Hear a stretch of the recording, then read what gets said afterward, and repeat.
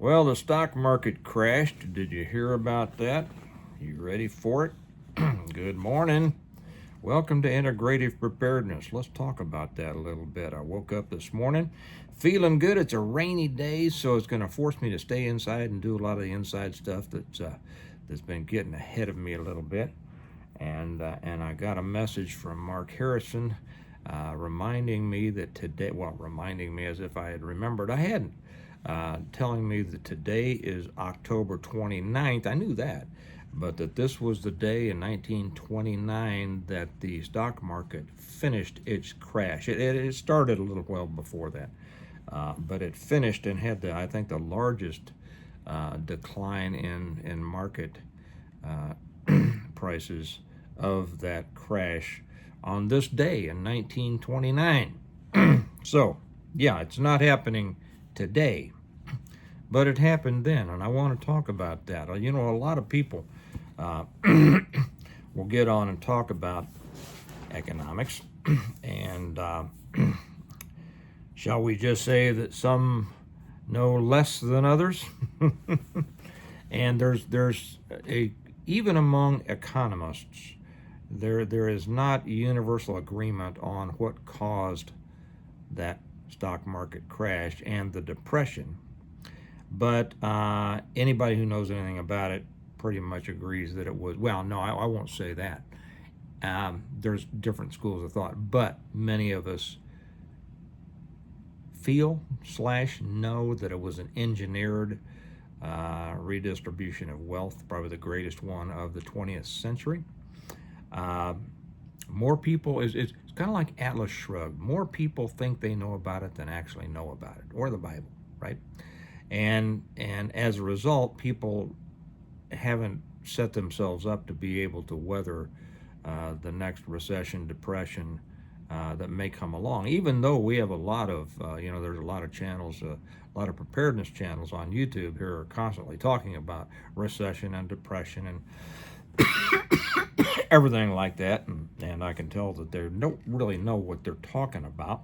Not that they shouldn't talk about it, but that they should educate themselves about it, because it is a real danger.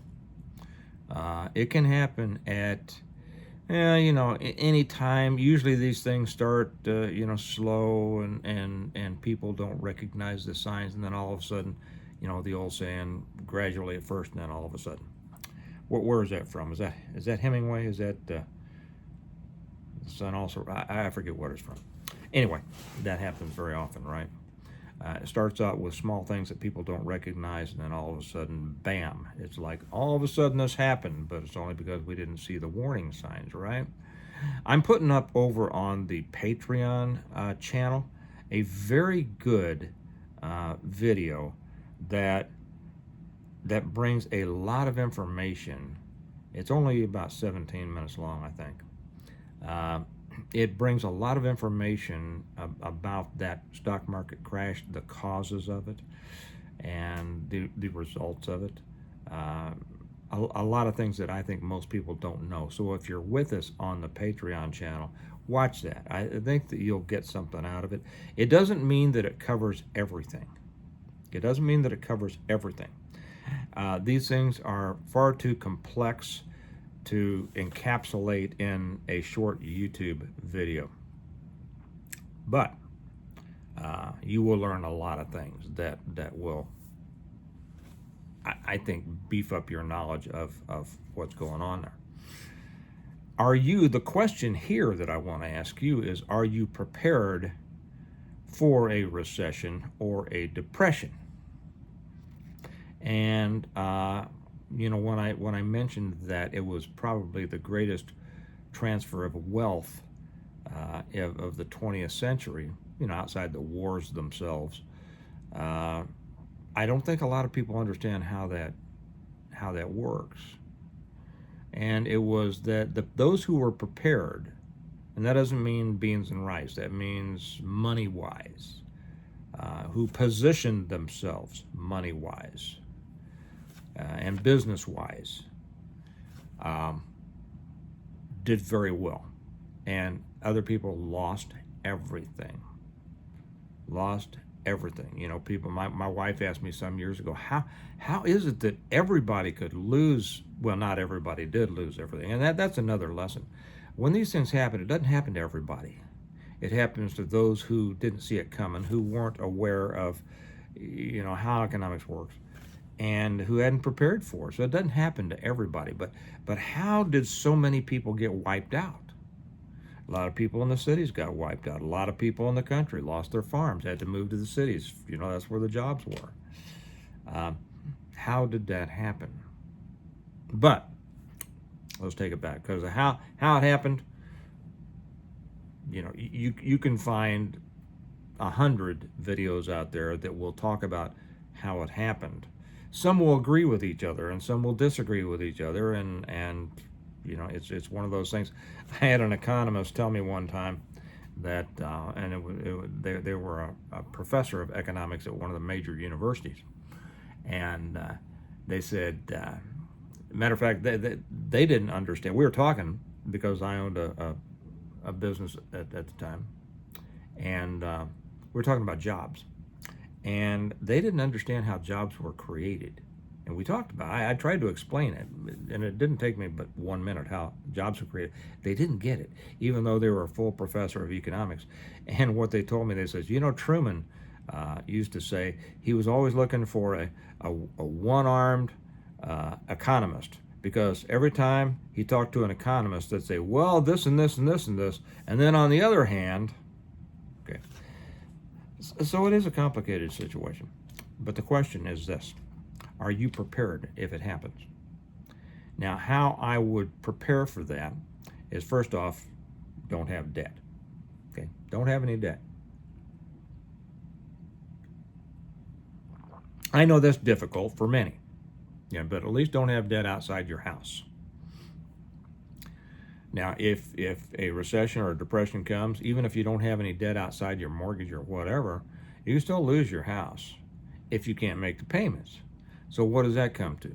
You need to be able to make the payments. What does that mean? You have to be making money, right?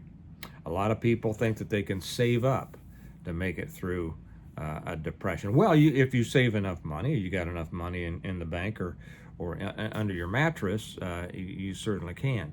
But the most important thing, the people who made it, not the multimillionaires, but we're talking about normal people like you and I. The people who made it through the Depression, and in many cases came out fairly well on the other side, were those with businesses.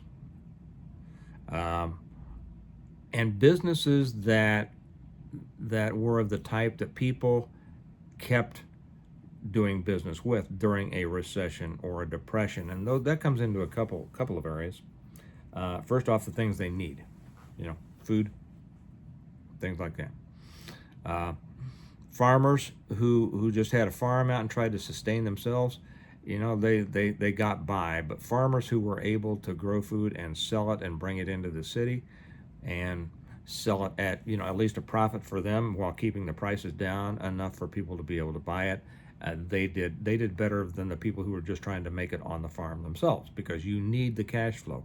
You need money coming in. Very few people have enough money stuffed under their mattress to make it go. You need constant income. Okay. The other is entertainment, because when things are bad, people will spend money on gambling and booze and all sorts of things. And I've told you how one of my grandfathers came out of the Depression very well, because he ran the chicken fights, what a lot of people call cockfights, down on the West Bottoms in Kansas City during that time. And people will go down, and it's you can call that, well, I'm not going to get into that. But people, who are having a hard time want an escape, and that's why the liquor stores always do well. That's why the liquor stores do well in the hood, right? They can't afford a loaf of bread, but man, they can afford a handle of whatever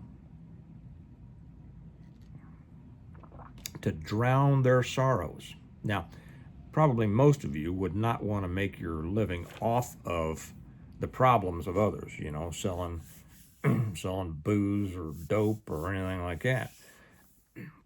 But this is why it's important to have a business. My other grandfather got through it by tuning pianos.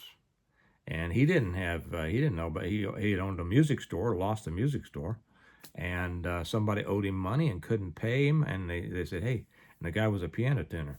And they said, would you take my piano tuning tools in exchange for some of what I owe you? Well, my granddad didn't know how to tune a piano, but he was a good guy. He said, yeah, okay, I'll take them. And so he played the piano.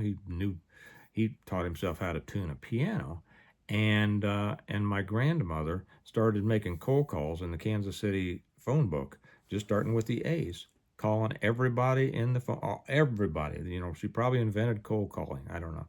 But she said, hi, we are such and such. We offer piano tuning at a very reasonable price. Is this something that you'd be interested in? And I'm sure she got 100 no's for every yes, but every now and then she got a yes, and he went out and tuned the piano, made some money. And back then, pianos were a major source of entertainment in the house. Everybody would gather around the piano and sing, or they'd play and they'd dance and they'd roll up the rugs. I know it sounds funny today, right? They'd roll the rugs up in the dining room, move the furniture out of the way, and dance while somebody played the piano. Nice, simple days. But anyway, they had a service that they marketed, and they made their way through the depression like that. So, if a depression hits, if the stock market fails, now some of you own precious metals. Well, okay. The problem with that is, and usually during a recession or a depression, the price of precious metals will go up, but that's not a guarantee. I mean, it gets to the point of who's going to buy it, right? So if everything is collapsing, who's going to buy the gold or the silver or whatever? Well, it's probably going to be the people who already have a lot of money. And this is what I talk about, the great wealth transfer. And people don't realize that the prices of precious metals are manipulated. And they will manipulate, that right now you may be sitting on some gold at $4,000. I don't know what it is now, $4,000 an ounce. And but guess what? They don't want to pay $4,000 an ounce, right? They're not going to pay you $4,000 an ounce, and nobody in the lower levels is going to buy it. All these we buy gold places, they're all going to be shut down. But so the rich people who already own a bunch, they'll say, well, we're not going to pay $4,000 an ounce. We didn't buy it at $4,000 an ounce. All these people bought it at $4,000 an ounce because they were falling for all the hoopla, right, and the marketing, and saying, I better have. And so we're going to manipulate the market, and we're going to crash that gold to $2,000 an ounce. And guess what happens? So now the people holding gold will, they're losing $2,000 an ounce, but they're still going to have to sell it because they got to eat, right? If you've lost your income. What I'm coming back to here is the importance of maintaining income. Income is the most important. Well, okay, income. There's different kinds of income, whether you work for it or whatever, but it is the money coming in, therefore income, right? That is going to keep you going. It's going to keep you afloat. Saved money will run out, unless you got a whole bunch, and most people don't have a whole bunch of saved money. It's the income that will keep you going. So we're living in uncertain times. We're living in times that the world economy is, it's unlike anything that we've experienced before. And I'm not going to come on here and tell you what's going to happen. I don't know what's going to happen, just like the people who are telling you what's going to happen don't know what's going to happen. They're just trying to scare you, but I'm trying to prepare you. Find something. If you work for somebody, of course, you should never depend on being an employee. Never depend on employment. That can go away like that. Yeah. Look at all the people who lost their jobs during COVID. I've said this before, my wife and I both lost our really nice, cushy jobs at a major health system worth a lot of money because we couldn't take the poke. Those jobs were gone. Well, I had many other streams of income, didn't affect us. You need other streams of income. Now, some of you guys out there, you're on good retirements, military retirements, or this retirement, whatever. I mean, you invested, you're doing well. Now, if you're invested, realize that if your money's in a 401k or an IRA or something like that, well, and the stock market takes that hit, boy, yeah, right? I mean, just during the last downturn, I had a friend of mine come to me and says, "Man, I lost over $400,000 in value in my 401k." He got it back, but it took a long time. It took 10 years to get it back, right?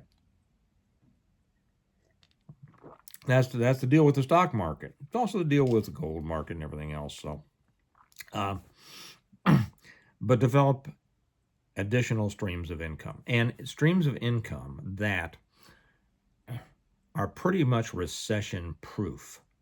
I don't have time to get into a lot of ideas like that, but like I said, well, for instance, our one thing that you would think would be um, crushed by a recession or a depression. And we did at one time. We had a business that we sold because we saw the recession of 2008 coming. We were able to sell it in time and get our money out, and it had been a very good income producer for several years. Uh, but for instance, the Christmas light business, I think about that because we're in the middle of our season now. It's a rainy day, so we can't get out and put any up today. But um, you might think that that would be crushed by a downturn in the economy.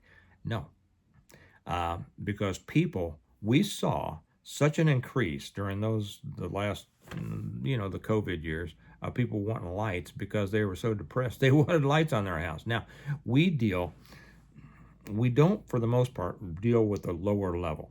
The the ranch houses. I mean, we will. I'm not prejudiced like that, but we, for the most part, our business has been built with the upper level houses, the houses that will do anywhere from 500 to, $500 for us to put the lights up to $1,200. I mean, these are houses in the 800,000 to 5 million, something like that. Well, those are the people, for the most part, who do not get hit with recession. And so I'm just giving you some advice here. Uh, they don't get hit with recession. If they do, it's not enough to matter. Okay, they are diversified in their investments or their income sources or whatever, so that if one part takes a hit, the whole thing doesn't take a hit. So we never lose business, regardless of what the economy does. These are the people that are always going to. The ones who we do lose sometimes are those houses on the lower tiers that, oh my gosh, I can't afford the $300 for you to hang my lights this year. Now we've had some. There's been times we did it for free for people. They had kids and we didn't want their kids not to. Well, I had one deal. I'll tell you about this. They said they weren't gonna. They were a customer of ours, and and they said, well, we're not going to be able to afford them this year because the economy, and we felt badly because they had kids. So we said, don't worry about it. We'll put your lights up for free. So we did. And you know what they did later in the year? Took their kids to Disneyland.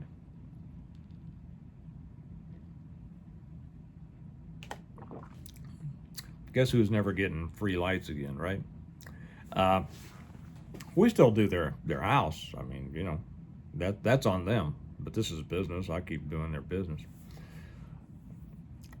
But make sure you develop, alternative, multiple streams of income. This is how you're going to get through hard economic times and have things that people need or really want, and especially those things that and market yourself to the upper levels, because those people will always be able to pay you. Okay, the ones on the lower, I mean, you see channels on YouTube here. Well, I can't afford nothing, right? I did a little funny thing on that last night. And nobody can afford anything. Well, I don't want those people as my customers, right? But see, they could change their way because they could go out and increase their income, but they won't. So stay away from those people. It doesn't make you a bad person for not wanting to do business with a broke person, right? I mean, still be friends, treat them nice. If they need help, help them if you think they deserve it, and you can. But I don't do business with broke people. There's no money in it. And my primary responsibility is to support my family, right? So that nobody else has to. And to be able to get a little extra so maybe I can help somebody else, right? That's what we're in it for. So,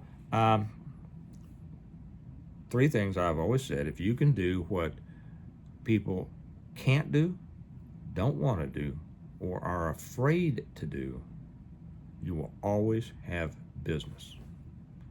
So that's the way to prepare for if we take another hit on the market or whatever. If the economy goes, I just heard, I guess they dropped the interest rate again down to 4%. Is that right? It ought to be less than that. But these are the games that economists play. These are the games that the feds play. We can't do anything about it. We need to understand how it works so that we can play the game to our advantage. So if you don't understand a lot about economics, hey, you're in a big club. Most people don't. But you know what you can do? You can learn a little bit about it, right? You can learn a little bit about it. People are always complaining about, oh, those rich people taking advantage of this, they don't pay taxes. Well, you know what? Like Trump said when, was it Hillary that said, you don't pay taxes? He says, that's right, because I'm smart. That's right. Understand how taxes work. Understand how the tax code works. Understand how business works. Understand economics. And you are going to put yourself in a very important seat in your preparedness. Okay, so don't, big problems bring big opportunities. I'll just close with this. I mean, I could talk about this for an hour, but they bring big opportunities. When everything falls, during the Depression, people were losing their houses. Who do you think got those houses? The houses didn't disappear, right? People with money went in and bought them, for 10% of what they were worth 15 years later. That's how you build wealth. And true intergenerational preparedness, that's what you should be concerned with.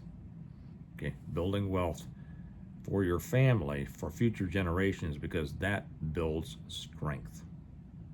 Okay, you don't get money for the sake of money, you get it for the sake of freedom.